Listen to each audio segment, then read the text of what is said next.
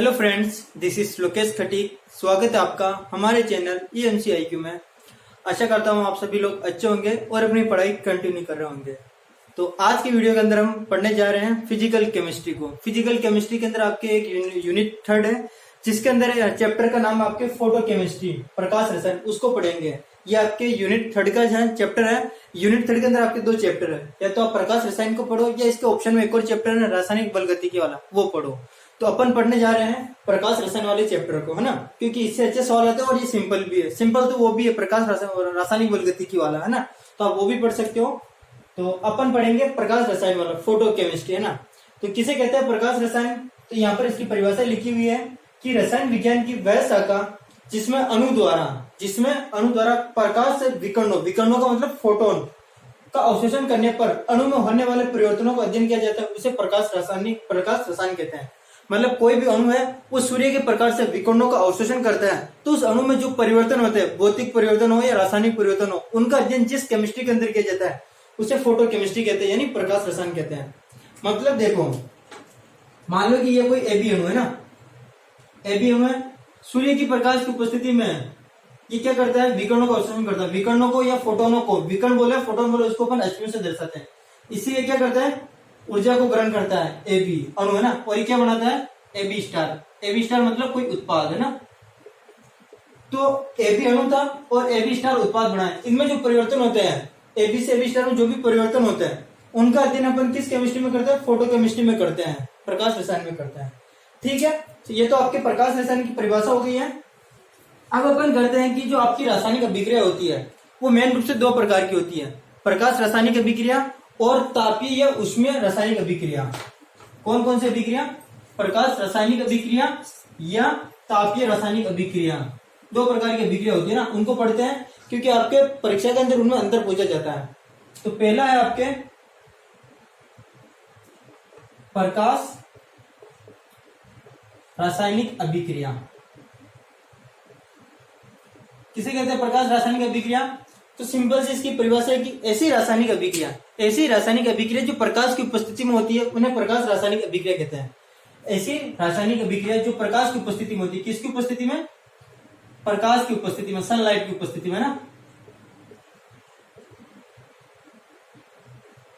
प्रकाश की उपस्थिति में होती है, तो उसे अपन क्या कहते हैं, प्रकाश रासायनिक अभिक्रिया कहते हैं। जैसे देखो, आपने एक बेस्ट एग्जांपल पढ़ रखा होगा प्रकाश संश्लेषण का। पेड़ पौधे प्रकाश संश्लेषण करके अपना भोजन प्राप्त करते हैं ना। ऐसे देखो, प्रकाश संश्लेषण वाली अभिक्रिया में लिख रहा हूं, प्रकाश संश्लेषण 6CO2 प्लस 12H2, है ना। ये आपस में अभिक्रिया करके क्या बनाते हैं, 6CO2 प्लस 12H2 आपस में अभिक्रिया करके देखो, आपको होता है C6H12O6 प्लस 6O2 और प्लस वापिस 6H2O भी बना देता है, और ऊर्जा निकलती है। यहाँ पर क्या निकलती है, ऊर्जा निकलती है। तो इसे अपन यह किसकी उपस्थिति में होती है, क्लोरोफिल। यहाँ पर आपको पता है मैग्नीशियम का होता है क्लोरोफिल, और ये होती है आपके प्रकाश की उपस्थिति में। Hmu भी लिखते हैं अपन यहाँ पर ऊपर, Hmu फोटोन की ऊर्जा। तो क्या होता है इस रिएक्शन के अंदर कि जो क्लोरोफिल होता है ये क्या करता है, सूर्य के प्रकाश से फोटोनों का अवशोषण करता है, उस ऊर्जा को ये इनको स्थानांतरित कर देता है, कार्बन डाइऑक्साइड और जल को, जिससे ये अभिक्रिया करके क्या बनाते हैं, कार्बोहाइड्रेट बनाते हैं और ऑक्सीजन बनाते हैं, है ना। तो ये आपके प्रकाश रासायनिक अभिक्रिया है। किसका उदाहरण है, रासायनिक अभिक्रिया, प्रकाश रासायनिक अभिक्रिया का। इसी प्रकार एक और है, जैसे आपके एक और आपकी यह है कि एक अभिक्रिया आपकी, जैसे ये आप देख लो HBr है ना, हाइड्रोजन ब्रोमाइड। क्या है, हाइड्रोजन ब्रोमाइड। अगर आप इसे सिंपल अभिक्रिया करवाते हो तो ये होती नहीं है, मतलब आप यहाँ पर ताप लगा दो, दाब लगा दो, या कोई उत्प्रेरक ले लो, ये अभिक्रिया नहीं होती है। लेकिन क्या करते हो कि जब आप इसे प्रकाश की उपस्थिति में अभिक्रिया करवाते हो तो ये क्या करता है, विकर्णों को ग्रहण करता है, विकर्णों को ग्रहण कर ये टूट जाता है H2 प्लस Br2 में। इसके दो मोल ले लो, है ना। तो ये जो रिएक्शन अपन ने लिखी दोनों, ये कौन सी रिएक्शन है, प्रकाश रासायनिक अभिक्रिया की है। इसी प्रकार एक और रिएक्शन होती है आपके, जिसे अपन बोलते हैं उसमें रासायनिक अभिक्रिया या तापीय रासायनिक अभिक्रिया, उसको भी लिख लेते हैं।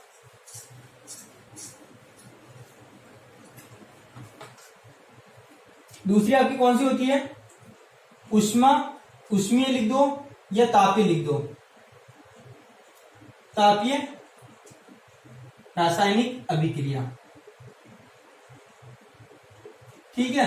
तो उसमें तापीय रासायनिक अभिक्रिया किसे कहते हैं? तो वह अभिक्रिया जो प्रकाश की अनुपस्थिति में होती है, वह अभिक्रिया जिनमें प्रकाश की अनुपस्थिति में होती है, प्रकाश की आवश्यकता नहीं होती है, उन्हें तापीय रासायनिक अभिक्रिया कहते हैं, उसमें रासायनिक अभिक्रिया कहते हैं। प्रकाश की, इसमें डायरेक्ट लिख रहा हूं मैं, प्रकाश की अनुपस्थिति में होती है, जो प्रकाश की अनुपस्थिति में होती है उन्हें क्या कहते हैं? तापीय रासायनिक अभिक्रिया।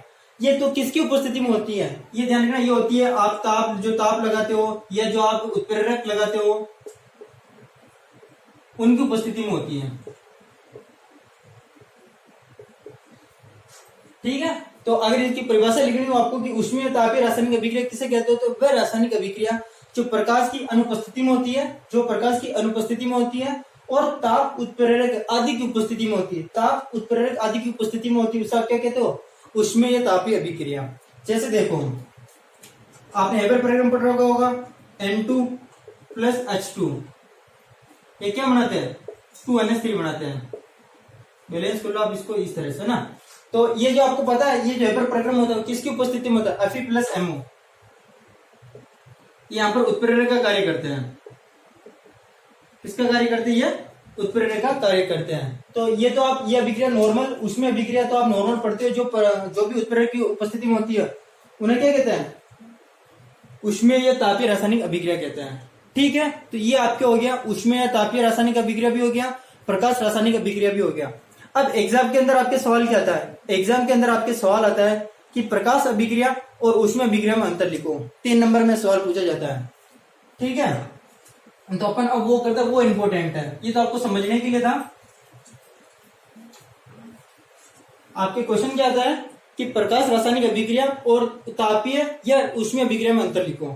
एक तरफ तो मैं लिख रहा हूं ऊष्मीय अभिक्रिया, ऊष्मीय या तापीय अभिक्रिया, तापीय अभिक्रिया, तापीय रासायनिक अभिक्रिया, रासायनिक अभिक्रिया, और एक तरफ प्रकाश रासायनिक अभिक्रिया। ठीक है। तो देखो इनमें पहला पॉइंट क्या होता है? तो पहला पॉइंट आपको क्या लिखना है? ऊष्मीय अभिक्रिया की क्या लिखोगे? परिभाषा लिखोगे, जो भी अपन ने लिखी थी। ऊष्मीय अभिक्रिया किसे कहते हैं? जो प्रकाश की अनुपस्थिति में होती है और ताप या उत्प्रेरक की उपस्थिति में होती है।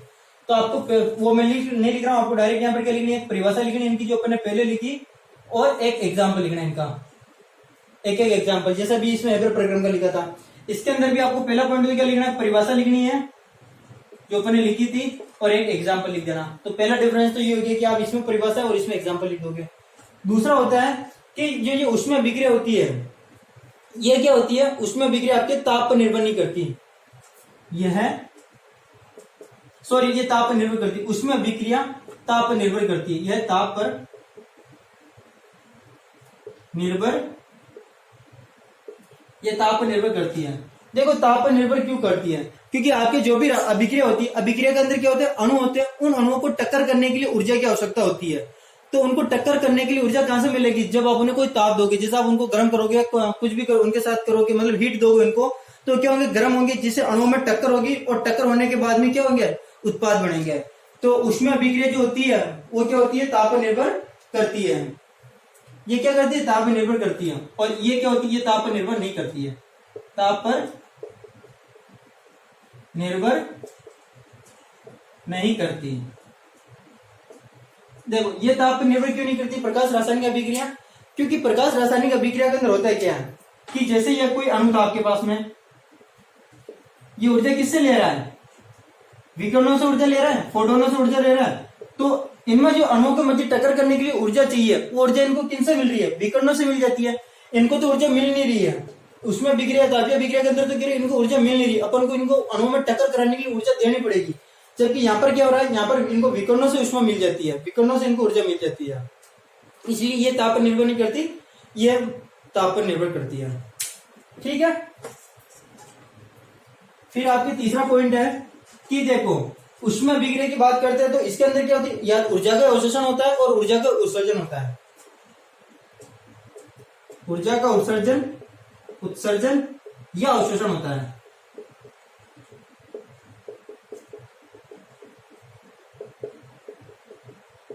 मतलब ऊष्मा अभिक्रिया, तो इसमें या तो ऊर्जा उत्सर्जित होगी, ये ऊष्मा ऊर्जा क्या होगी, ग्रहण होगी। और इसके अंदर क्या होगी, इसके अंदर या तो विकर्ण, विकर्ण यानी फोटोन, विकर्णों का अवशोषण होगा, या क्या होगा, उत्सर्जन होगा।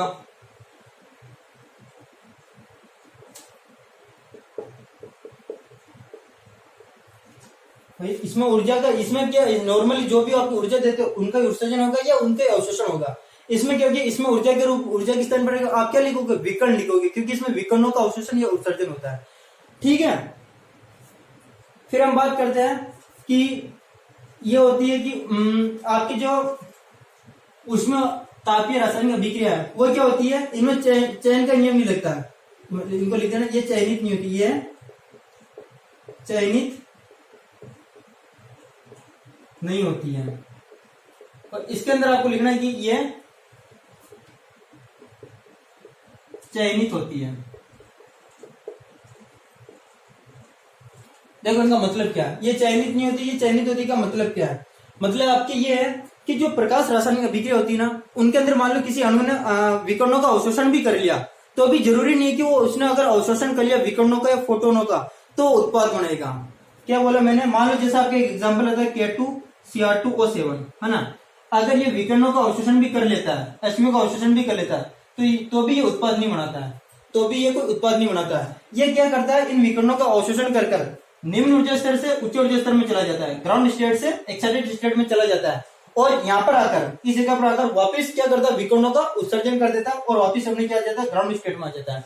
इसलिए क्या करता है कि अवशोषण तो कर रहा है, विकर्णों का अवशोषण कर रहा है, लेकिन क्या नहीं कर रहा है, उत्पाद नहीं बना रहा है। इसलिए मतलब ये मतलब सब में नहीं होती प्रकाश रासायनिक अभिक्रिया, सभी अणुओं में ये नहीं होती है, लेकिन ये अभिक्रिया, उसमें अभिक्रिया, तापीय अभिक्रिया, ये सब रिएक्शन के अंदर होती है। मतलब आपने इसको हीट दी तो क्या होगा कि वो आगे उत्पाद बना लेगा। ठीक है, और फिर आपके लास्ट है, जैसे लास्ट इसी पॉइंट से लिख लो, फर्स्ट वाले पॉइंट से, कि जैसे परिभाषा के अंदर ने लिखा कि ऊष्मा अभिक्रिया में ये प्रकाश की अनुपस्थिति में होती है, मतलब ये अंधेरे में हो सकती है, ये अंधेरे में भी हो सकती है, और ये इनके लिए तो प्रकाश रासायनिक अभिक्रिया, तो प्रकाश तो होना ही चाहिए, प्रकाश होना आवश्यक है। ठीक है, तो ये सिंपल 5 पॉइंट थे जो आपको याद रखने हैं। ये सवाल के अंदर, मतलब सॉरी एग्जाम के अंदर आपके सवाल आता है कि ऊष्मीय तापीय रासायनिक अभिक्रिया और प्रकाश रासायनिक अभिक्रिया के अंदर अंतर लिखो, तो आपको 5 पॉइंट लिखने 3 नंबर में आता है, तो है ना, ये कर लेना, इसे नोट करो, फिर आगे करते हैं। अब अपन पढ़ते हैं प्रकाश अवशोषण के नियम। प्रकाश अवशोषण के 2 नियम है, एक प्रकाश अवशोषण का एक ही नियम है, एक लैम्बर्ट बियर का नियम। अभी अपन पढ़ेंगे क्या होता है, लेकिन उससे पहले आप एक बात समझो। मान लो कि ये आपके कोई एक माध्यम है, क्या है, एक माध्यम है जिसके अंदर आपके मान लो कोई भी विलयन भरा हुआ है, ठीक है, ये विलयन भरा हुआ है माध्यम, और ये माध्यम कौन सा, समांगी माध्यम है, समांगी माध्यम। ठीक है, समांगी माध्यम भी समांगी माध्यम नहीं है ना। अब मान लो कि यहां से आपकी कोई प्रकाश की किरण है, कोई स्रोत लगा हुआ है, यहाँ से प्रकाश की किरण आ रही है, ठीक है, प्रकाश की किरण आती है, जो प्रकाश की किरण आ रही है ना, किरण विकिरण आ रही है, उसकी तीव्रता को मैंने माना कि उसकी तीव्रता I0 है। क्या है, I0 है, मतलब जो प्रकाश की किरण आ रही है उसकी तीव्रता कितनी है, I0 है। अब देखो क्या होता है कि जब वो इस माध्यम में से गुजरती है तो कुछ किरणों को, कुछ विकिरणों का, तो ये जो यहाँ पर अणु होते हैं वो क्या कर लेते हैं, विकिरणों का अवशोषण कर लेते हैं। भाई यहाँ पर जो अणु होता है वो क्या करता है, इस तीव्रता का अवशोषण कर लेते हैं। मान लो तो उसने जो अवशोषण किया उसकी तीव्रता अपन मान रहे IA है, क्या है, IA, ठीक है, और शेष क्या होती है आपके, परावर्तित हो जाती है। मान लो जो परावर्तित हुई इसे अपन IT बोल रहे हैं, पारगमित हो जाती है, परावर्तित हो जाती है, सॉरी पारगमित हो जाती है, क्या हो जाती है, शेष क्या हो जाती है, पारगमित हो जाती है, इस माध्यम में से बाहर निकल जाती है। और कुछ क्या होती है कि यहाँ से परावर्तित हो जाती है, कुछ क्या होती है यहाँ से परावर्तित हो जाती है, जिसे अपन IR बोल रहे हैं, रिफ्लेक्टेड, है ना। तो मान लो कोई भी आपके माध्यम है, समांगी माध्यम है, प्रकाश की किरण यही है, जिसकी विकिरण यही है, जिसकी अपन तीव्रता मान रहे हैं I0। अब I0 क्या होती है, जब इस माध्यम में से गुजरती है तो ये जो अणु होते हैं वो क्या कर लेते हैं, कुछ तीव्रता का अवशोषण कर लेते हैं, अवशोषण कर लेते हैं। तो इसके लिए अपन मान रहे हैं इसकी जो तीव्रता अवशोषण क्या है उसका मान IA है, और कुछ क्या होती है, पारगमित हो जाती है, इस माध्यम में से निकल जाती है, वो कितनी है, IT है, ठीक है, और कुछ क्या होती है, परावर्तित हो जाती है, जिसे अपन मान रहे हैं इसकी तीव्रता कितनी है, आई आर है। मैं यहाँ पे लिख देता हूं, आई नॉट क्या है, आपतित विकिरण की तीव्रता। आई ए क्या है, आई है अवशोषित विकिरण की तीव्रता, अवशोषित विकिरण की तीव्रता। आई टी क्या है, पारगमित, मतलब जो इस माध्यम में से गुजर जाती है, बाहर निकल जाती है, विकिरण की तीव्रता। और आई आर क्या है, परावर्तित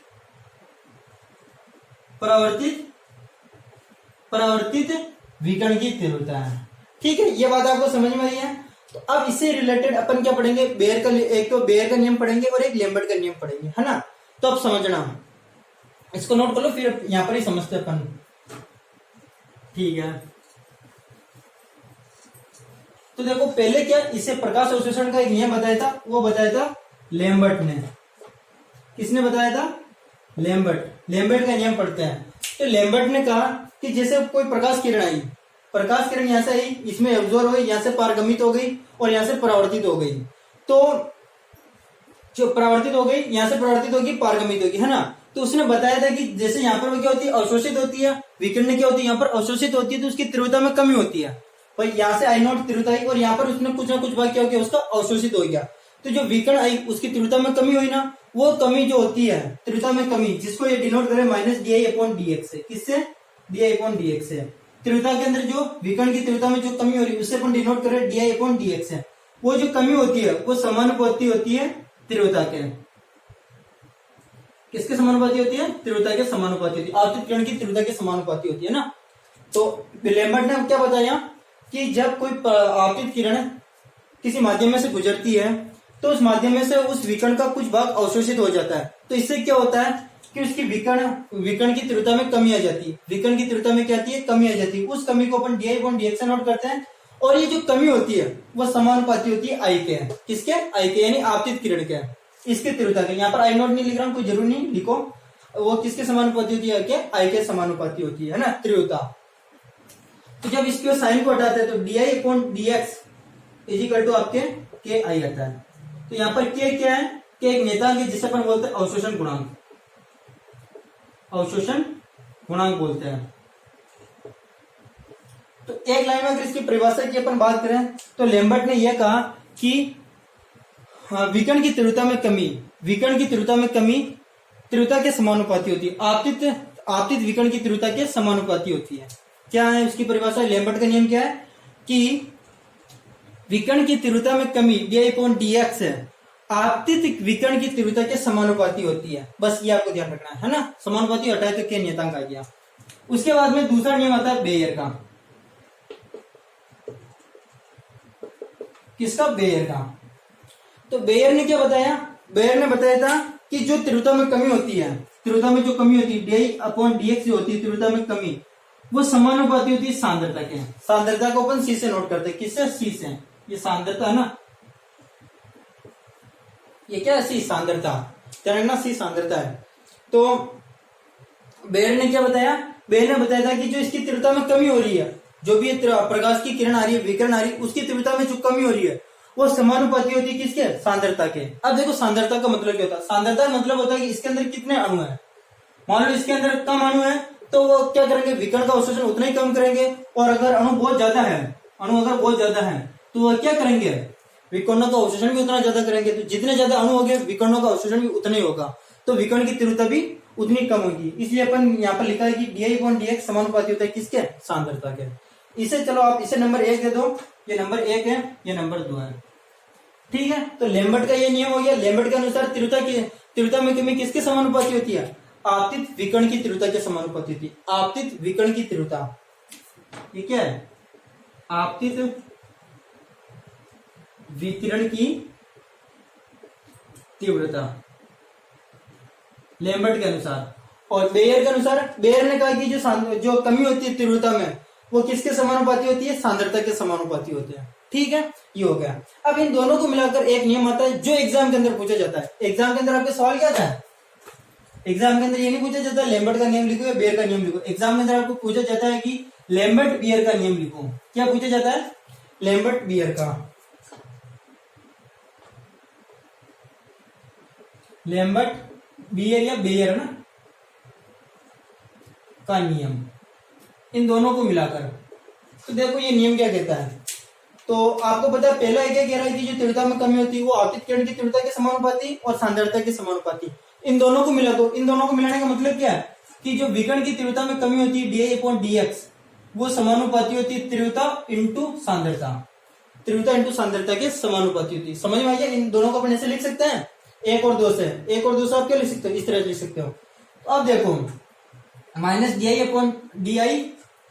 -DI/dx और यहां पर जब समानुपाती चिन्ह को हटाते हैं तो क्या आता है? एक नियतांक आता है K डैश IC।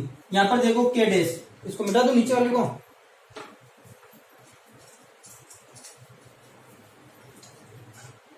यहां पर जो K डैश है वो है मोलर अवशोषण गुणांक, मोलर अवशोषण गुणांक। K डैश क्या है? यहाँ पर मोलर अवशोषण गुणांक है। तो अब यहाँ पर क्या करो, आप इनको अलग अलग कर लो। जैसे DI अपॉन इसके नीचे I और इधर आप एक दो minus k K dash C dx, चरों का पृथक्करण कर दिया। I को इसके नीचे, D को उधर भेज दिया। अब क्या करो, इसका समाकलन कर दो। क्या कर दो? इसका समाकलन। इसकी लिमिट लो 0 से x और इसकी लिमिट लो I0 से I तक। ठीक है, पहले चरों का पृथक्करण किया, फिर इनका क्या करें अपन? समाकलन कर रहे हैं। तो देखो इसका समाकलन क्या होगा? इसका समाकलन होता है ln I। ठीक है, यहाँ पर लिमिट लगी हुई I0 से I और इधर आपके चलेगा देखो माइनस के डैश तो एजीटी, क्योंकि क्या कोई भी गुणांक है ना, अचर होता है। और C भी अचर है, C भी आपकी क्या? C सांद्रता है, अचर है। और dx के क्या होता है? x है। और ये आपकी लिमिट चल रही है 0 से x तक। ठीक है, अब इसको मैं आगे कर रहा हूं इधर।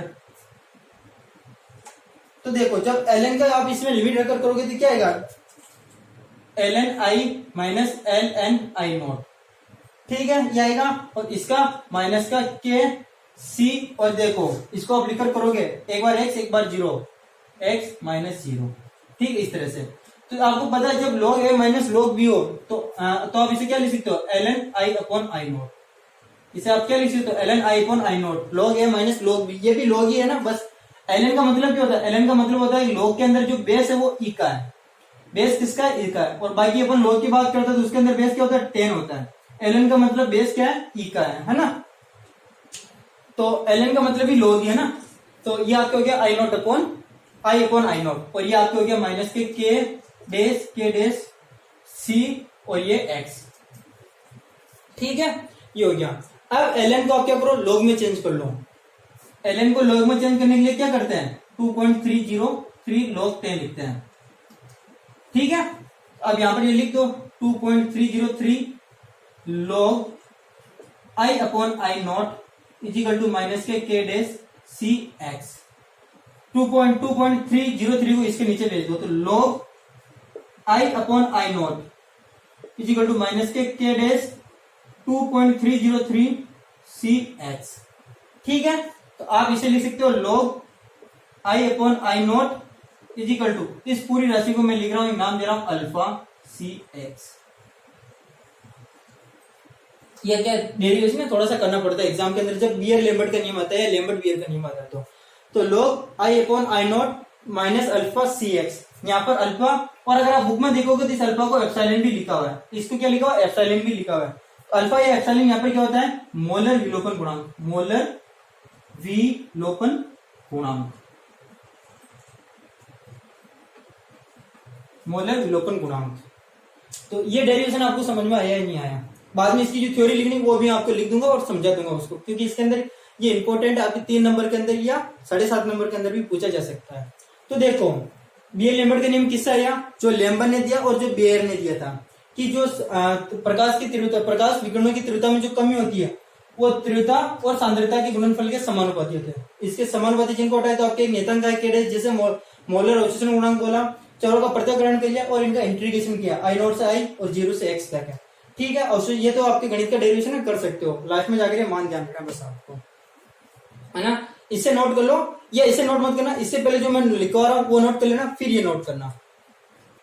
तो तो यहाँ पर लैम्बर्ट बियर नियम का मैंने लिख दिया है थ्योरी कि यदि किसी एकवर्णी प्रकाश को किसी समांगी अवशोषक माध्यम में से गुजारा जाए तो विकर्णों की तीव्रता में हुई कमी आपतित विकर्ण की तीव्रता के साथ साथ विलयन की सांद्रता के भी समानुपाती होती है। इससे समझ लो कि विकर्ण की तीव्रता में हुई कमी आपतित विकर्ण की तीव्रता और सांद्रता के समानुपाती होती है, विलयन की सांद्रता के समानुपाती होती है। एक बार वापिस समझना, जैसे देखो मान लो कि यहाँ पर आपके कोई प्रकाश स्रोत है, कौन सा प्रकाश, कोई भी प्रकाश स्रोत है जो क्या होना चाहिए, एक वर्णी प्रकाश होना चाहिए। मतलब इससे क्या निकलना चाहिए, एक वर्णी प्रकाश निकलना चाहिए। कौन सा प्रकाश निकलना चाहिए, एक वर्णी प्रकाश। देखो एक वर्णी प्रकाश ही क्यों, क्योंकि अगर देखो एक वर्णीय का मतलब एक रंग होगा, मान लो लाल है तो लाल, व्हाइट है तो व्हाइट है, ब्लू है तो ब्लू, ये मतलब सॉरी जो भी आपके कलर होगा विबग्योर के अनुसार वो कलर आप ध्यान रखना, है ना, उनमें से कोई भी कलर निकले तो अगर मान लो कि अलग अलग कलर जैसे रेड कलर निकलने लग जाओ, येलो कलर निकलने जाओ, तो इनकी तरंग दैर्ध्य आपको पता है सबकी अलग अलग होती है। अगर सबकी तरंग दैर्ध्य अलग अलग होती है तो फिर आगे माध्यम में भी प्रॉब्लम होती है, क्योंकि अपन को फिर सबके लिए उनकी तीव्रता निकालनी पड़ेगी। भाई रेड कलर के लिए अलग तीव्रता होगी, व्हाइट कलर के मतलब येलो कलर के लिए अलग तीव्रता होगी, तो फिर हमें क्या करना पड़ता है, हम क्या करते हैं एक ही कलर लेते हैं, एक ही वर्ण प्रकाश लेते हैं, जिससे उनकी तरंग दैर्ध्य क्या होती है, एक ही होती है ना। एक वर्णी प्रकाश इसलिए लिया जाता है क्योंकि अलग अलग रंगों की तरंग दैर्ध्य अलग अलग होती है। ठीक है, ये आपके कोई माध्यम है, इसके अंदर ये भरे हुए हैं। इसमें से जब कोई प्रकाश किरण जाती है I0 तो यहाँ पर कुछ एब्जॉर्ब हो जाती है, कुछ पारगमित हो जाती है और कुछ परावर्तित हो जाती है ना, कुछ परावर्तित हो जाती है। तो लैम्बर्ट बियर का नियम कहता है कि जो इसकी अवशोषण होता है, यहाँ पर क्या होता है, अवशोषण होता है तीव्रता का, तो इसकी तीव्रता में जो कमी होती है वो एक इसके समानुपाती होती है, आपतित विकर्ण की तीव्रता के समानुपाती होती है, और एक विलयन की सांद्रता इसके अंदर कितने अणु उसके समानुपाती होती है। ये लैम्बर्ट बियर का नियम कहता है। ठीक है, बस ये ध्यान रखना आप। तो परीक्षा में अगर 1.5 नंबर पूछे तो इतना सा कर देना, और अगर 3 नंबर में आए तो ये करना, और इसके बाद में जो अपने डेरिवेशन किया था, पहले तो ये थ्योरी लिखना और इसके बाद में जो अपने डेरिवेशन निकाला था log I upon I0 is equal to minus alpha c I वाला जो निकाला था वो आपको करना है।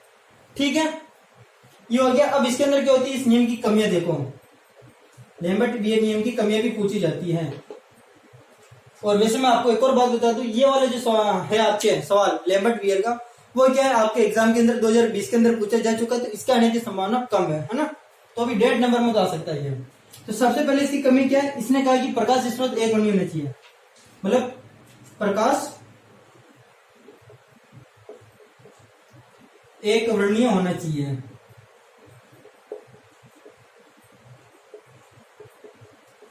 प्रकाश क्यों होना चाहिए, एक वर्णीय होना चाहिए। मतलब अगर एक वर्णीय नहीं होगा तो तरंग दैर्ध्य अलग अलग होगी, जिससे तीव्रता भी हमें क्या होगी, अलग अलग प्राप्त होगी।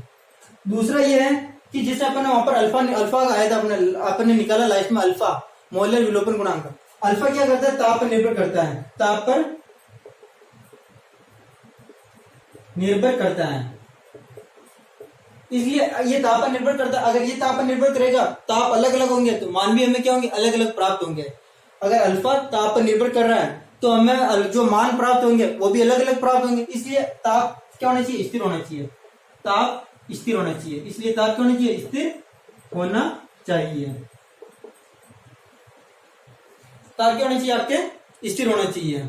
और उसके अलावा आपके दो और है छोटे छोटे कि विलयन तनु होना चाहिए, विलयन तनु होना चाहिए। और एक आपके एक और है कि जो आप विलयन ले रहे हो ना, वो उसमें विलय और विलय में कोई रिएक्शन नहीं होनी चाहिए। विलयन में कोई मतलब विलयन में विलय तथा विलय के मध्य, विलय तथा विलय के मध्य कोई अभिक्रिया नहीं होनी चाहिए, कोई अभिक्रिया नहीं होनी चाहिए, नहीं होनी चाहिए। ठीक है, तो ये इसकी कुछ कमियां हैं। प्रकाश मतलब जो प्रकाश एक वर्णीय होना चाहिए, अल्फा का मान ताप पर निर्भर करता है, इसलिए ताप क्या होना चाहिए, स्थिर होना चाहिए, तो विलयन क्या होना चाहिए, तनु होना चाहिए। और जब अपन विलयन ले रहे हैं उसके अंदर विलय और विलय के बीच में कोई रिएक्शन नहीं होनी चाहिए। तो ये आपके हो गया लैम्बर्ट बियर का नियम, पूछा जा सकता है 1.5 नंबर में, है ना। अब अपन पढ़ेंगे प्रकाश रसायन के नियम, आप इसे नोट कर लो फिर वो पढ़ते हैं। तो अब हम पढ़ते हैं प्रकाश रसायन के नियम। वो पहले हमने किसके पढ़े थे, प्रकाश अवशोषण के नियम, ये पढ़े अपन प्रकाश रसायन के नियम। एक बात मैं आपको और बता दूं कि अब हम जो भी पढ़ेंगे वो इम्पोर्टेंट, उनके एग्जाम में आने के चांसेस 100% है। जैसे अभी ये पढ़ रहे हैं ना ग्रोथस ड्रेपर का नियम, आगे और भी नियम पढ़ेंगे, वो एग्जाम आने के चांसेस ज्यादा है। वो वाले क्या होते पहली बार आ चुके हैं आपके 2020 में, इसलिए उसके चांसेस कम है, लेकिन इनके बहुत ज्यादा है ना। तो ग्रोथस ड्रेपर का नियम अभी क्या नहीं, इसका नियम है ग्रोथस ड्रेपर का नियम, ग्रोथस ड्रेपर का नियम। तो ये क्या कहता है, देखो इधर, जैसे ये आपकी कोई माध्यम है जिसके अंदर बहुत सारा विलयन पड़ा, विलयन के अंदर क्या अणु होता है ना, ये होगा। यहां से कोई प्रकाश किरण आई, यहां से प्रकाश किरण आई, प्रकाश किरण बोल रहा हूं, विकिरण एक ही बात है ना, प्रकाश विकिरण आई, उसकी तीव्रता आई नॉट है। यहाँ पर कुछ एब्जॉर्ब होगी जिसका अपने माना आई ए है, यहां से पारगमित हो गई और यहां से परावर्तित हो गई, ठीक है, ये आ गई।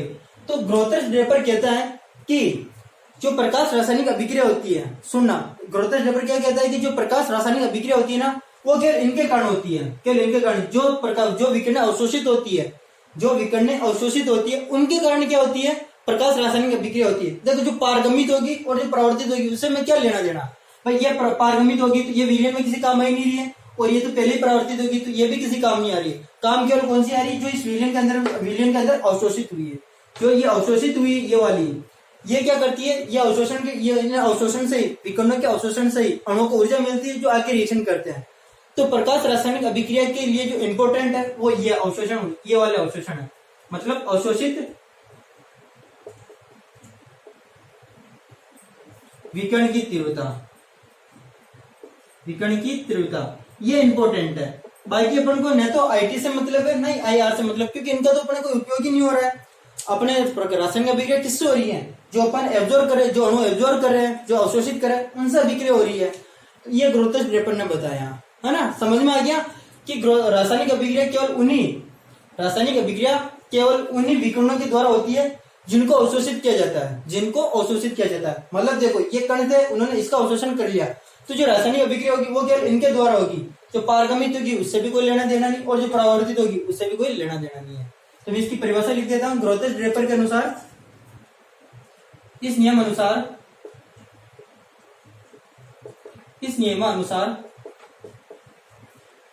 प्रकाश रासायनिक अभिक्रिया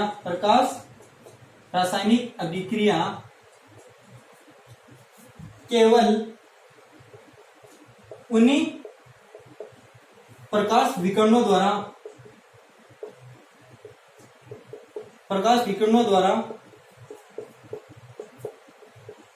होती है। पर इस नियमानुसार प्रकाश रासायनिक अभिक्रिया केवल उन्हीं प्रकाश विकिरणों द्वारा होती है जिनका अभिकारक अवशोषण करते हैं।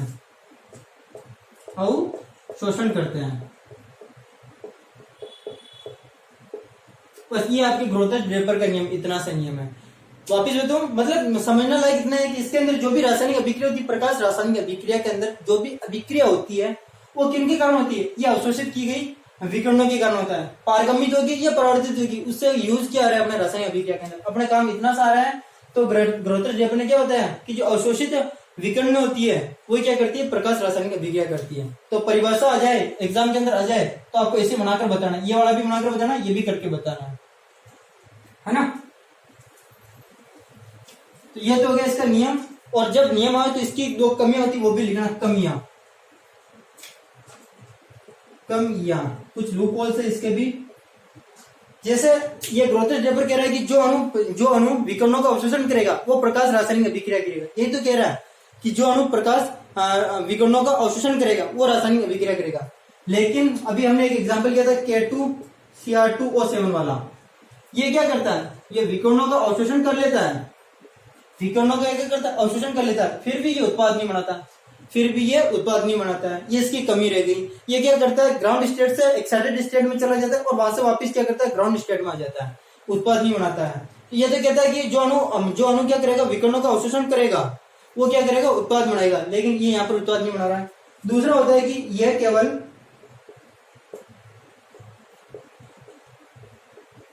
गुणात्मक नियम है, यह केवल गुणात्मक नियम है, मात्रात्मक नहीं।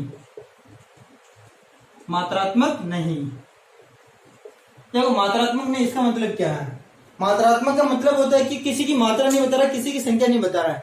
मान लो जैसे कि कितनी विकर्ण आई तो उनकी तीव्रता कितनी है वो नहीं बताता ये, कितने अणुओं का अवशोषण होता है, कितने अणु क्रिया करते हैं, उनकी संख्या के बारे में भी कोई जानकारी नहीं देता। मतलब न तो तीव्रता के बारे में कोई जानकारी देता है, उनकी मात्रा के बारे में जानकारी देता है, और नई अणु की संख्या के बारे में जानकारी देता है। इसलिए केवल कौन सा नियम हो गया, गुणात्मक नियम, जो केवल गुणों की व्याख्या कर सकता है, मात्रा नहीं बता सकता है।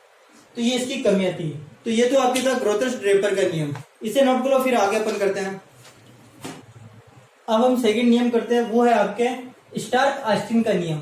स्टार्क आइंस्टीन का नियम या इसे एक और नियम नाम से जाना जाता है, वो आपके प्रकाश रासायनिक तुल्यता नियम। ठीक है, तो दोनों में कौन से नाम है ये आपको परिभाषा लिखनी है, परिभाषा समझना, फिर मैं इसको और समझा दूंगा। क्रियाकारी पदार्थ का प्रत्येक अणु, क्रियाकारी पदार्थ का यानी अभिकारक का प्रत्येक अणु जो प्रकाश रासायनिक अभिक्रिया में भाग लेता है, एक फोटोन का अवशोषण करके सक्रिय होता है। मतलब उच्च, मतलब निम्न एक्साइटेड, निम्न स्तर से उच्च स्तर में जाता है, ग्राउंड स्टेट से एक्साइटेड स्टेट में जाता है। अर्थात एक अणु एक फोटोन का अवशोषण करता है। देखो समझो इसको, परिभाषा तो आप ये लिख देना कि जैसा आपके पास में एक अणु ए बी है, क्या है, एक अणु ए बी है, ये क्या करता है कि एक फोटोन का अवशोषण करता है। कितने फोटोन का अवशोषण करता है, एच में बराबर फोटोन में, तो ये एक फोटोन का अवशोषण करके क्या होता है, ए बी स्टार बन जाता है, उच्च स्तर में चला जाता है, एक्साइटेड हो जाता है। तो ये स्टार्क आइंस्टीन नियम सिर्फ ये कहता है कि क्रियाकारी पदार्थ के अनुसार या प्रकाश रासायनिक अभिक्रिया के अंदर, प्रकाश रासायनिक अभिक्रिया के अंदर एक अणु एक फोटोन का अवशोषण करता है। अगर एक अणु, सिंपल सा, एक अणु एक फोटोन का अवशोषण करेगा, दो अणु दो फोटोन का अवशोषण करेगा, मतलब जो अनुपात होगा वो हमेशा 1:1 का होगा। मान लो कि 10 अणु है तो 10 फोटोन का अवशोषण करेंगे तो अनुपात कितना हो जाएगा, 1:1 का हो जाएगा। तो सिंपल सा स्टार्क आइंस्टीन नियम यही है कि प्रकाश रासायनिक अभिक्रिया के अंदर एक अणु एक फोटोन का अवशोषण करता है और रिएक्शन करता है, आगे अभिक्रिया करता है। तो ये परिभाषा लिखो, ये आप सिंपल सी परिभाषा लिख देना कि प्रकाश रासायनिक अभिक्रिया में एक अणु एक फोटोन का अवशोषण करता है, और फिर ये से समझा देना। ठीक है, अब इसको थोड़ा सा और समझते हैं कि जैसे एक फोटोन का मतलब क्या, अपन बोल रहे हैं ना, एक फोटोन का मतलब होता है एच म्यू। क्या होता है, एच म्यू, है ना। तो अपन ये भी बात करें, एक फोटोन एक अणु की बात कर रहे हैं, है ना, एक अणु की। अगर मैं एक अणु की बात ना कर एक मोल अणु की बात करूं, एक मोल अणु की बात कर रहा हूं, एक मोल अणु की, है ना, मैं बात कर रहा हूं एक मोल अणु की, तो ऊर्जा तो इसके बराबर ही होगी, क्योंकि एक अणु एक फोटोन की ऊर्जा के बराबर होता है एच म्यू।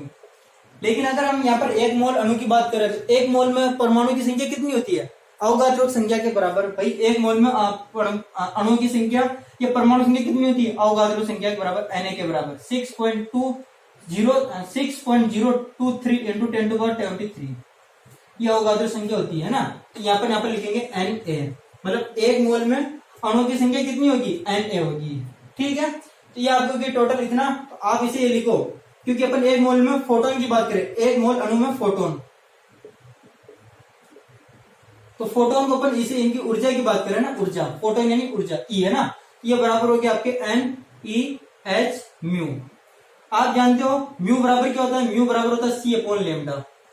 म्यू बराबर क्या होता है, C/λ। तो NaH C/λ। अब आपको ये भी पता है कि अवगाद्रो संख्या का मान 6.023 इंटू 10⁻23 इंटू एच प्लांक नियतांक होता है, प्लांक नियतांक, जिसका मान कितना होता है 6.6 इंटू 10⁻34, ये इसका मान होता है, किसका, एच प्लांक नियतांक। तो 6.6 इंटू 10⁻34 इंटू प्रकाश का वेग का, सी क्या है, प्रकाश का वेग कितना होता है 3 इंटू 10⁸ अपॉन नीचे क्या चल रहा है, लेमडा, क्योंकि अपन को यहाँ पर लेमडा पता नहीं है। तो ये तो आपको पता हो गया, याद रखने की जरूरत, इधर लिख देता हूं मैं साइड में कि ई बराबर, जब ऊपर वाले को आप सॉल्व करते हो ना तो इसका मान आता है 1.96 इंटू 10⁸। क्या आता है, जब ऊपर वाले को आप सॉल्व करते हो तो मान आता है 1.96 इंटू 10⁸ अपॉन लेमडा, जूल पर मोल, जूल पर मोल। ठीक है, तो E इक्वल टू क्या आया, E इक्वल टू आपके आया 1.96 इंटू 10⁸ जूल पर मोल अपॉन लेमडा। तो यहां से आप क्या कह सकते हो कि E प्रोपोर्शनल होता है लेमडा के, लेमडा यानी तरंग दैर्ध्य, लेमडा क्या होता है, तरंग दैर्ध्य होता है। तो जैसे जैसे तरंग दैर्ध्य का मान बढ़ता जाता है, E का मान क्या होता है, कम होता जाता है, ऊर्जा का मान क्या होता जाता है, कम होता जाता है। ये समझ में आ गया आपको फंडा। सिंपल सी परिभाषा तो इतना से लिखना है आपको कि एक मोल मतलब सॉरी एक अणु एक फोटोन का अवशोषण करता है। तो देखो एक फोटोन के अंदर ऊर्जा कितनी होती है, एच म्यू। हम बात करें एक मोल अणु में फोटोन की ऊर्जा, तो वो बराबर हो जाएगी आपके एन ए एच म्यू के। म्यू बराबर क्या होता है, आवृत्ति होती है ना। म्यू क्या होती है, चलो यहाँ पे लिख देता हूं। म्यू होता है विकर्ण आवृत्ति, विकर्ण आवृत्ति, ठीक है। सी प्रकाश का वेग होता है, मान होता है 3 × 10⁸ अवगाद्रो संख्या, इसका मान इतना होता है। और प्लांक नियतांक H = 6.6 × 10⁻⁴ जूल पर सेकेंड, है ना।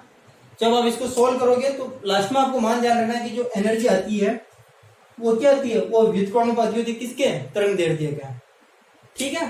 तो इसे आप समझना, ये आपके इंपॉर्टेंट है। जब आवे तो पूरे लिखना, ये मतलब 1.5 नंबर में हो या 3 नंबर में हो, ये आपको पूरे लिखना। 1.5 नंबर में परिभाषा नहीं पूरे कर देना, तो अच्छे नंबर आपको मिलेंगे, है ना। और यहाँ पर जो ये ई है, इस ई को अपन बोलते हैं आइंस्टीन। आइंस्टीन क्या बोलते हैं, आइंस्टीन।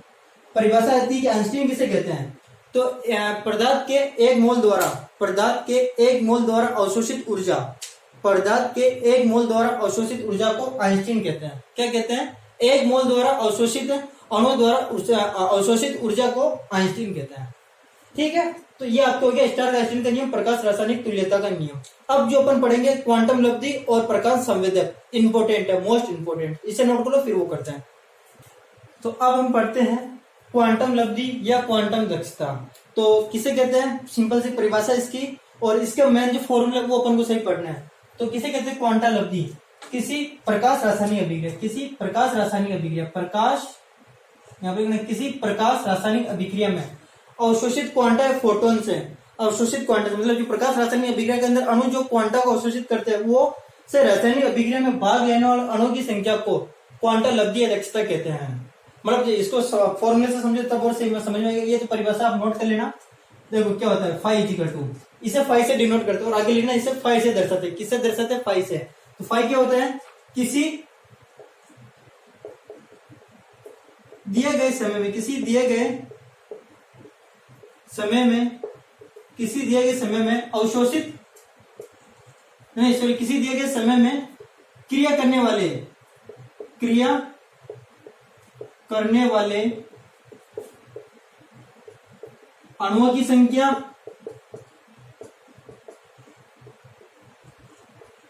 किसी दिए गए समय में क्रिया करने वाले अणुओं की संख्या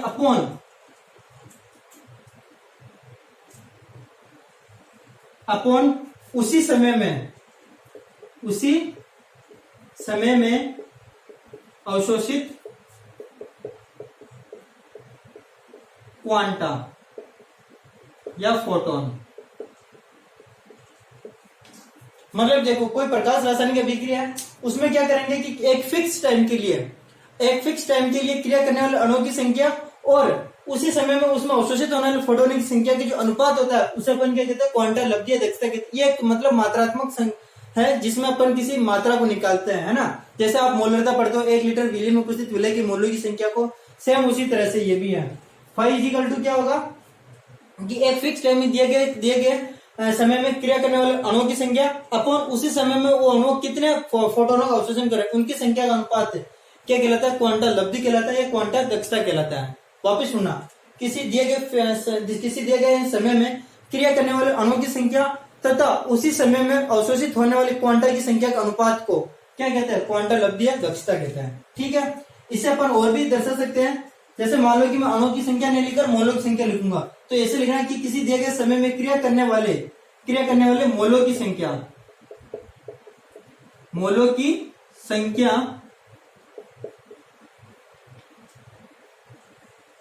अपॉन उसी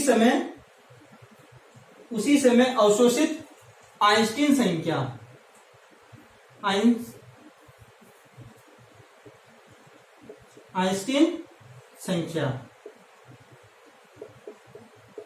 देखो जब भी अणु की बात ना होगा, जब अणु की बात होती है तो आपको क्या लिखना है, क्वांटम फोटोन लिखना, और जब भी मोल की बात हो तो आपको आइंस्टीन लिखना, क्योंकि अभी जस्ट हमने पढ़ा है कि पदार्थ के एक मोल द्वारा अवशोषित ऊर्जा को आइंस्टीन कहते हैं। तो अगर अणु ने लेकर क्या अपन मोल लिखे तो किसी दिए गए समय में क्रिया करने वाले मोलों की संख्या अपॉन उसी समय में अवशोषित आइंस्टीन की संख्या, ठीक है, उसी समय में अवशोषित आइंस्टीन की संख्या। या इसका एक और सूत्र होता है फाई इजिकल टू रासायनिक अभिक्रिया का वेग, रासायनिक अभिक्रिया का वेग अपॉन अवशोषित आइंस्टीन का वेग। ठीक है, ये तीन फॉर्मूला आपको ध्यान रखना है। पहले तो आपको परिभाषा लिखनी, सिंपल सी परिभाषा, नहीं बने तो आप इससे बना लेना कि अनुपात क्या कहलाता है, क्वांटल अवधि कहलाता है। क्या किसका अनुपात है? किसी दिए गए समय में क्रिया करने वाले अणुओं की संख्या तथा उसी समय में अवशोषित फोटोनों का अनुपात क्या कहलाता है, क्वांटल अवधि कहलाता है। और फिर ये आपको तीन फॉर्मूले देखना है। पहला फॉर्मूला ये वाला, दूसरा फॉर्मूला ये वाला और तीसरा फॉर्मूला ये वाला। ठीक है, ये आपको लिखना है। फिर आपके एग्जाम के अंदर पूछा जाता है कि क्वांटम अवधि को प्रभावित करने वाले कारकों के बारे में, तो इसे आप नोट कर लो, फिर इसके कारक के बारे में अपन पढ़ते हैं, है ना। तो चलो ठीक है, इसके कारक के बारे में पढ़ते हैं ना, प्रभावित करने वाले कारक।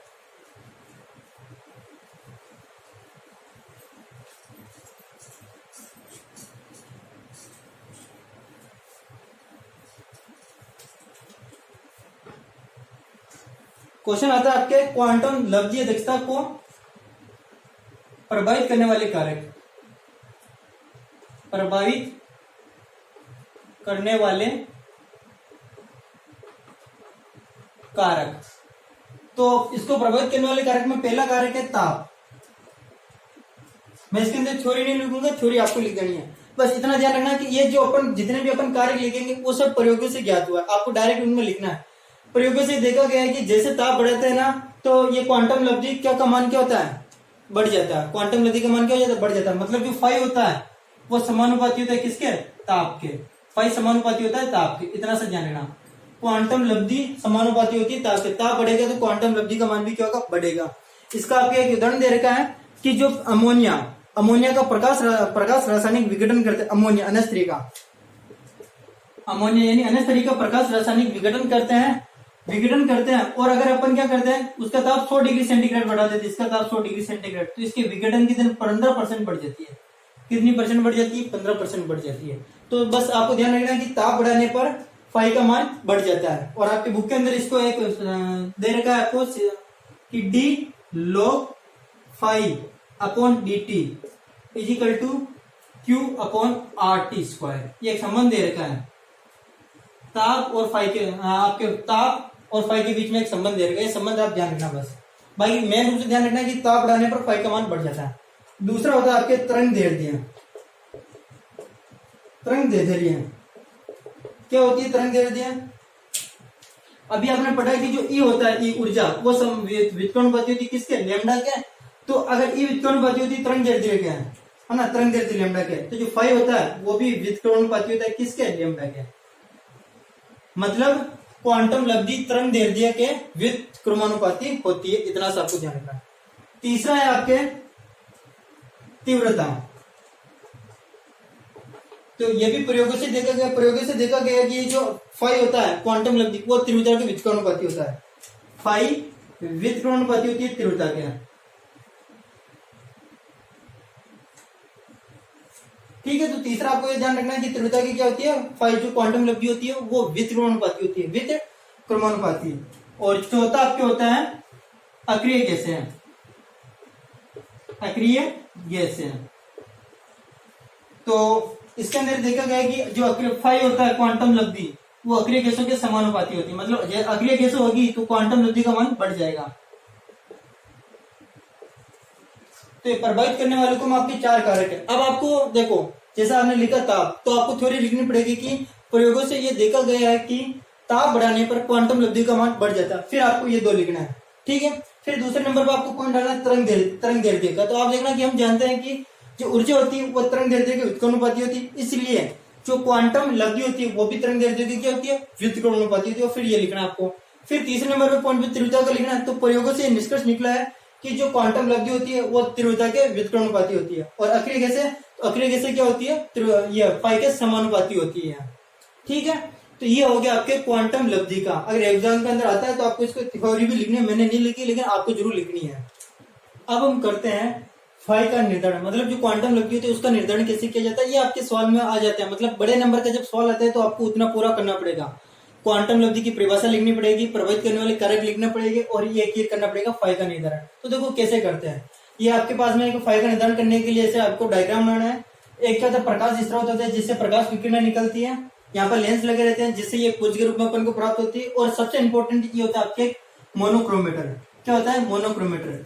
ये क्या करता है मोनोक्रोमेटर, यहाँ से जो विकिरण आती है ना, यहाँ से जितने भी विकिरण आती है ना, उनकी तरंग दैर्ध्य को समान बना देता है। मतलब उनको एक वर्णीय कर देता है।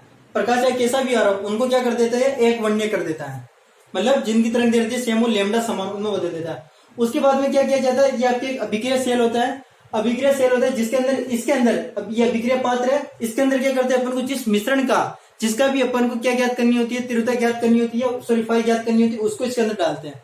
ठीक, और यहाँ पर संसूचक लगा होता है जिससे अपन नोट कर लेते हैं। तो अब देखो होता है क्या है ना। प्रकाश स्रोत से पहले क्या करेंगे अपन, जो ये अभिक्रिया पात्र ना उसको खाली रख रहे हैं, इसके अंदर अभी कोई मिश्रण नहीं डाल रहे हैं ना। तो जब इसको खाली रख रहे हैं, यहाँ से क्या करते हैं अपन विकिरणों को प्रभावित करवाते हैं। तो क्या होता है, जब विकिरण इसमें से जाती है, इसमें से गुजर कर जब संसूचक में जाती है, तो अपन उस टाइम की नोट अपन क्या करते हैं, तीव्रता ज्ञात कर लेते हैं। एक फिक्स टाइम के लिए अपन क्या करेंगे, सुनना, एक फिक्स टाइम के लिए इसे विकिरणों को मतलब करवाएंगे, आपतित करवाएंगे, इसके अंदर जाएगी और संसूचक के अंदर अपन क्या करेंगे, नोट कर लेंगे कि कितनी तीव्रता आई है। ठीक है, ये क्या होगा, खाली होगा इस टाइम। अब क्या करेंगे अपन, क्या करेंगे दूसरी बार में कि इसके अंदर वो भर देंगे, जिसका भी अपन को क्या ज्ञात करना है, फाई मान ज्ञात करना, उसको इसके अंदर भर देंगे। जो भी आपको पदार्थ हो गया, अणु हो गया, विलयन हो गया, वो इसके अंदर क्या करेंगे, भर देंगे। अब वापस क्या करेंगे अपन, प्रकाश विकिरणों को क्या करेंगे, आपतित कराएंगे, है ना। तो अब यहाँ पे क्या होगा कि जैसे किरण इसमें से जाएगी तो कुछ किरण क्या होगी, अवशोषित हो जाएगी, कुछ विकिरण अवशोषित हो जाएगी, और अवशोषित होने के बाद में कुछ किरण यहाँ पर संसूचक में आ जाएगी, जिसको अपन नोट कर लेंगे। ध्यान रखना दोनों एक फिक्स टाइम के लिए होगी, मतलब दोनों का टाइम सही सेम होगा। वो भी 5 मिनट तो ये भी 5 मिनट के लिए, इस तरह से संसूचक में नोट कर लेंगे। तो अब क्या करेंगे, देखो एक तो जब ये खाली था, तब की तीव्रता, और जब ये इसके अंदर विलयन बना तब की तीव्रता, दोनों का अंतर ज्ञात कर लेंगे। मान लो ये आई, ये आई डैश है, इनका अंतर ज्ञात कर लेंगे। जब खाली था, जब इसके अंदर कुछ नहीं भरा था, उस टाइम की तीव्रता आपकी मान लो आई है, और जब विलयन भरा तब उसकी तीव्रता आई नॉट है, इनका अंतर ज्ञात कर लेंगे। तो इससे हमें क्या प्राप्त होगी, इससे जो तीव्रता में किसकी तीव्रता प्राप्त होगी, जो यहाँ पर अवशोषित हुई है ना विकिरण, उनकी तीव्रता प्राप्त होगी। इनसे घटाने से हमें क्या प्राप्त होगी, अवशोषित विकिरणों की तीव्रता प्राप्त होगी, अवशोषित विकिरणों की तीव्रता प्राप्त होगी। सुनना, अभी तक अपन ने क्या किया कि पहला आपके पास में ये जो अभिक्रिया पात्र था वो खाली था, आपने इसमें से प्रकाश विकिरणों को आपतित करवाया, और इस संसूचक में आपने नोट कर लिया कि आपको तीव्रता इतनी प्राप्त हो रही है, मान लो आई तीव्रता प्राप्त हो रही है। फिर आपने क्या किया, इसके अंदर आपने कोई मिश्रण भर दिया, विलयन भर दिया, और उसके बाद में आपने इसके अंदर तीव्रता प्रकाश किरणें आपतित करवाई, और संसूचक के अंदर उसकी तीव्रता भी नोट कर ली। ध्यान रखना टाइम फिक्स होना चाहिए, 5-5 मिनट तो 5-5, 10-10 मिनट तो 10-10 मिनट है, और इसकी तीव्रता नोट कर ली, मान लो आई नोट है। तो इन दोनों का जो अंतर आएगा वो किसके बराबर आएगा, वो अंतर बराबर आएगा कि इस विलयन में जो आपके अणु थे उन्होंने कितनी विकिरणों का अवशोषण किया, उसके बराबर आएगा। ठीक है, तो इससे अपन क्या निकालेंगे, अवशोषित विकिरणों की तीव्रता निकालेंगे। ये आने के बाद में अपन क्या करेंगे कि ये जो विलयन है ना, इसका एनालाइज कर लेंगे, इसका विश्लेषण करके अपन देखेंगे कि इसके अंदर अणुओं की संख्या कितनी है, मोलों की संख्या कितनी है ना। वो तो अपन पता लगा सकते हैं, अपन को इसकी फिक्स मात्रा दी होती है। जब मात्रा दी होती है तो अपन आसानी से मोल निकाल सकते हैं, अणु निकाल सकते हैं। तो यहाँ से मोल निकालेंगे, और इसके बाद इस चित्र का उपयोग करके अपन क्या करेंगे, फाई का निर्धारण कर लेंगे। ऊपर अपन मोलों की संख्या लिख देंगे, और नीचे आइंस्टीन की संख्या लिख देंगे कि उनमें कितने आइंस्टीन को अवशोषित किया, मतलब तीव्रता का मान यहाँ पर लिख देंगे। तो इससे अपन क्या कर सकते हैं, फाई का निर्धारण कर सकते हैं। तो अगर आपको एग्जाम के अंदर ही आ जाए और आपको लिखना हो तो आप कैसे लिखोगे, तो सुनना, तो फाई का निर्धारण करने के लिए प्रायोगिक व्यवस्था चित्रानुसार होती है। इस तरह का आपको डायग्राम बनाना ना, चित्रानुसार होती है। सर्वप्रथम अभिक्रिया पात्र को खाली रखते हैं, और प्रकाश स्रोत से विकिरणों को आपतित करवाते हैं, और संसूचक में तीव्रता को नोट कर लेते हैं। फिर उसके बाद में अभिक्रिया पात्र में विलयन भरते हैं, जिसकी हमें तीव्रता ज्ञात करनी है, जिसका हमें क्वांटम लब्धि ज्ञात करनी होती है। ठीक है, और क्या करते हैं, प्रकाश स्रोत से विकिरणों को आपतित करवाते हैं, और संसूचक में तीव्रता नोट कर लेते हैं। अब दोनों तीव्रता का अंतर निकालते हैं, जो अवशोषित विकिरणों की तीव्रता के बराबर होता है। दोनों तीव्रता का अंतर निकालते हैं जो अवशोषित विकिरणों की तीव्रता के बराबर होता है। ठीक है, और उसके बाद में विलयन का एनालाइज कर विश्लेषण कर उसमें से मोलों की संख्या ज्ञात कर लेते हैं, और दिए गए सूत्र से फाई का मान ज्ञात कर लेते हैं। इस तरह से आपको एग्जाम में करना है। ठीक है, थ्योरी आप खुद लिख लेना, ये डायग्राम बनाना और ये लिखना नीचे फॉर्मूला। तो अब अगर आपकी क्वांटम लब्धि पूरी कंप्लीट हो चुकी है, अब एक लास्ट टॉपिक है वो करते हैं। अब ये हमारा लास्ट टॉपिक है, उसके बाद में हमारी वीडियो कंप्लीट हो जाएगी। टॉपिक क्या है? प्रकाश सुग्राह्य अभिक्रिया। ये आपके एग्जाम के अंदर इससे आता है प्रकाश संवेदन को समझो, प्रकाश संवेदक को समझो, एक ही बात है। तो समझना, मान लो क्या है, जैसे आपके पास में कोई अणु है ए बी, ये आपकी क्या है? एचम्यू फोटोन है।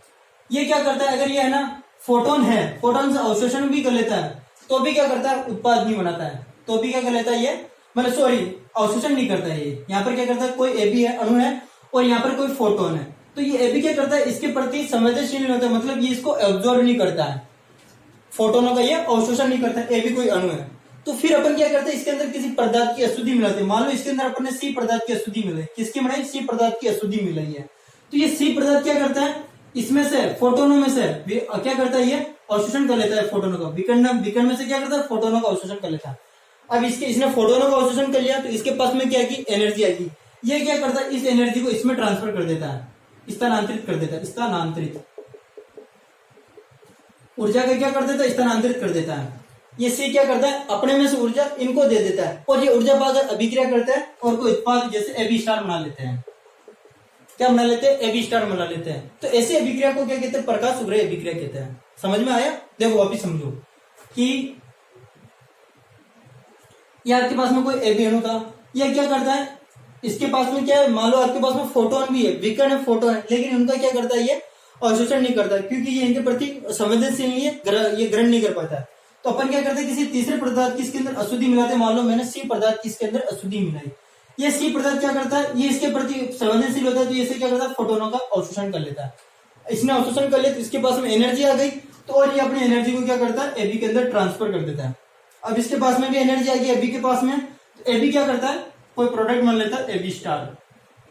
ठीक है, तो अपन ये जो अभिक्रिया हुई ना, इस प्रकार की अभिक्रिया, इसे कहते हैं प्रकाश सुग्राह्य अभिक्रिया। अब वैसे इसमें पूरी थ्योरी लिख दूंगा, अभी आप इसको समझ लो। इसे क्या कहते हैं? प्रकाश सुग्राह्य अभिक्रिया कहते हैं। और ये जो सी पदार्थ है सी, इसे अपन बोलते हैं प्रकाश संवेदक। क्या बोलते हैं? प्रकाश संवेदक। ध्यान रखना, ये प्रक्रिया के अंदर ये वापिस कोई उत्पाद, ये सी को उत्पाद नहीं बनाता। इसका केवल इतना सा काम होता है कि ये अवशोषण करता है, फोटोनों को अवशोषण करता है और अपने में ऊर्जा को ट्रांसफर कर देता है। इतना सा इसका काम होता है। इसे अपन क्या बोलते हैं? प्रकाश संवेदक बोलते हैं। एग्जाम्पल से समझो,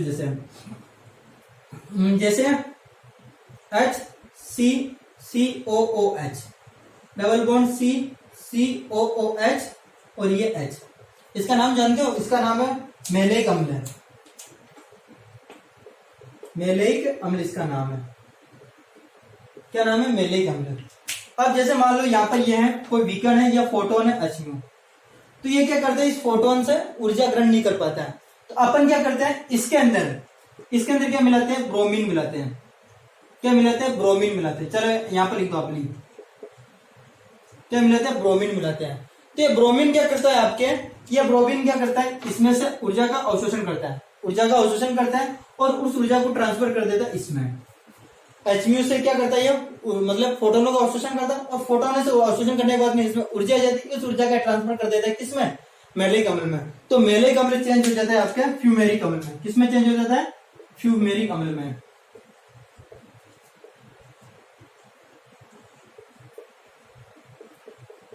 इसका नाम है फ्यूमेरिक अम्ल।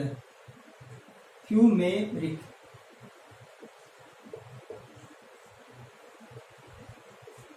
ठीक है, क्या नाम इसका? फ्यूमेरिक अम्ल है। तो समझ में आया? सिंपल आपके मेलेइक अम्ल था, फोटोन का अवशोषण नहीं करा था। अपन ने आप क्या मिलाया? इसने ब्रोमीन मिलाया, तो ब्रोमीन ने इससे फोटोन का अवशोषण किया और ऊर्जा को ट्रांसफर कर दिया इसमें, तो मेलेइक अम्ल चेंज हो गया फ्यूमेरिक अम्ल में। इसी प्रकार एक दो एग्जाम्पल और करते हैं। जैसे तो मेलेइक अम्ल को फ्यूमेरिक अम्ल में चेंज कराने के लिए किसकी अशुद्धि मिलाई? ब्रोमीन की मिलाई, है ना। यहाँ पर प्रकाश संवेदक क्या है? ब्रोमीन है। अब जैसे आपके पास में CH3 है, CH3 वैसे आप इनके नाम लिख देना, कुछ मैं समझाता हूँ ना। CH3 क्या है? ये एथेन। ये क्या? एथेन है। एथेन की जब आप प्रकाश की उपस्थिति में अभिक्रिया करवाते हो, तो इसमें कोई रिएक्शन नहीं होती, या कोई रिएक्शन नहीं करता है, मतलब प्रकाश को ये ग्रहण नहीं कर सकता, कोई रिएक्शन नहीं करता है। लेकिन आप क्या करते हो? इसमें क्या करते हो कि पहले इसे लिख दो। इसमें आप क्या करते हो? इसके अंदर आप क्या करते हो कि अगर कैडमियम की अशुद्धि मिला देते हो, क्या कैडमियम Cd कैडमियम मिला देते हो, तो क्या करता है ये कैडमियम इससे ऊर्जा ग्रहण फोटोन ग्रहण करता है और ऊर्जा को ट्रांसफर कर देता है इसमें से। तो आपको बनता है CH2 double bond CH2 plus H2। Ethane से क्या बनता है, एथीन बनता है। एथेन से क्या बनता है, एथीन बनता है। तो कैडमियम की उपस्थिति में यह कैडमियम क्या करता है, फोटोनों का अवशोषण करता है, अपनी ऊर्जा का ट्रांसफर कर देता है एथेन में, और एथेन से क्या बनता है, एथीन बनता है। इसी प्रकार एक और एग्जाम्पल है, जैसे ओजोन है, जैसे O3, क्या है O3 है ना, ये अगर आप सिंपल प्रकाश की उपस्थिति में अभिक्रिया करवाते हो तो ये कोई रिएक्शन नहीं करती है, कोई रिएक्शन नहीं करती। लेकिन जब आप इसके अंदर क्या मिला देते हो, क्लोरीन मिला देते हो, क्या मिला देते हो, क्लोरीन, मतलब क्लोरीन की अशुद्धि मिला देते हो ओजोन में, तब ये क्या करता है, प्रकाश की उपस्थिति में ऑक्सीजन बनाता है। क्या बनाता है, ऑक्सीजन बनाता है। ये ओजोन O3 का मतलब ओजोन है और O2 का मतलब ऑक्सीजन है। तो इसके अंदर क्या करेगा, क्लोरीन फोटोन का अवशोषण करेगा, ऊर्जा का ट्रांसफर कर देगा, तो क्या बनेगा, आपके ऑक्सीजन बनेगा, ओजोन से ऑक्सीजन बनेगा। तो इस तरह से ये आपके क्या है, प्रकाश सूर्य अभिक्रिया है। मैं इसकी डेफिनेशन लिख देता हूं, तब तक आप ये नोट कर लो। तो यहाँ पर मैंने प्रकाश सूर्य अभिक्रिया की परिभाषा लिख दी है। परिभाषा क्या है, कुछ ऐसी अभिक्रिया होती है जो प्रकाश के प्रति संवेदनशील नहीं होती है, जैसे ये भी प्रकाश के प्रति संवेदनशील नहीं है। इन अभिक्रिया में कुछ ऐसी अशुद्धियां डालकर उन्हें प्रकाश संवेदनशील बनाया जाता है, जो प्रकाश अवशोषित कर अभिक्रिया में भाग लिए बिना उद्दीप्त कर देते हैं, उसे उद्दीप्त कर देते हैं। ऐसे पदार्थों को प्रकाश संवेदन कहते हैं। इस प्रक्रम को प्रकाश संवेदन तथा ऐसी अभिक्रिया को प्रकाश सुग्राही अभिक्रिया कहते हैं। थ्योरी तो यह है, इसको समझ वापिस लो कि क्या होता है कि जैसे ये एबी पदार्थ है, भले यहाँ पर ये क्या है, कोई विकर्ण है, फोटोन है, लेकिन इनके प्रति क्या होता है, उत्तरदायी संवेदनशील नहीं होता है। तो फिर अपन क्या करते हैं, इनमें किसी ऐसी अशुद्धि को डाला जाता है, इसके अंदर अशुद्धि को डाला जाता है, इस अशुद्धि को अपन कहते हैं प्रकाश संवेदक है, वो डाला जाता है। तो ये क्या करता है, ये प्रकाश संवेदक इसमें से ऊर्जा को ग्रहण करता है, इसमें से सॉरी फोटोन को ग्रहण करता है और इस ऊर्जा को ट्रांसफर इसमें कर देता है। लेकिन ध्यान रखना, ये सी आगे कोई अभिक्रिया नहीं करता। इसका केवल कितना काम है कि ये इसको क्या करता है, ऊर्जा देकर इसको उद्दीप्त कर देता है, मतलब ग्राउंड स्टेट से एक्साइटेड स्टेट में ले जाता है और एबी स्टार को उत्पाद बनता है। तो ये जो अभिक्रिया हुई ना, इस अभिक्रिया को अपन कहते हैं प्रकाश सुग्राही अभिक्रिया। आ गया समझ में, ठीक है। तो बस ये आपके टॉपिक था, है ना, प्रकाश सुग्राही अभिक्रिया का मतलब समझना कि वापस बोल रहा हूँ कि कोई ऐसी अभिक्रिया होती है जिसमें क्या होती है, प्रकाश के प्रति संवेदनशील होती है। तो किसी ऐसे पदार्थ की अशुद्धि मिलाई जाती है जो प्रकाश का अवशोषण कर उसमें से अपनी ऊर्जा को उस अणु को ट्रांसफर कर देता है, फिर वो आगे किसमें बदल जाता है, उत्पाद में बदल जाता है। बस ध्यान रखना है कि जो अपन अशुद्धि मिलाते हैं ना, ये अशुद्धि ये मतलब आगे कोई रिएक्शन नहीं करती। इसका केवल कितना सा काम है कि ये क्या करती है, ऊर्जा का ट्रांसफर करती है। पहले तो फोटोनों का अवशोषण करती है और फिर ऊर्जा का ट्रांसफर करती है ना। तो ये मैंने यहाँ पर लिख रखा है, आप इसे और समझ लेना, ठीक है। तो ये अपन ने लगभग पूरा फोटो केमिस्ट्री वाला चैप्टर कंप्लीट कर लिया। फोटो केमिस्ट्री के अंदर एक और टॉपिक आता है जेबलोन्स्की आरेख, जो मैं आपको पहले ही करा चुका हूँ। तो आप एक ये वीडियो और एक जेबलोन्स्की आरेख देख लेना, आपके यूनिट 3 कंप्लीट हो चुकी है।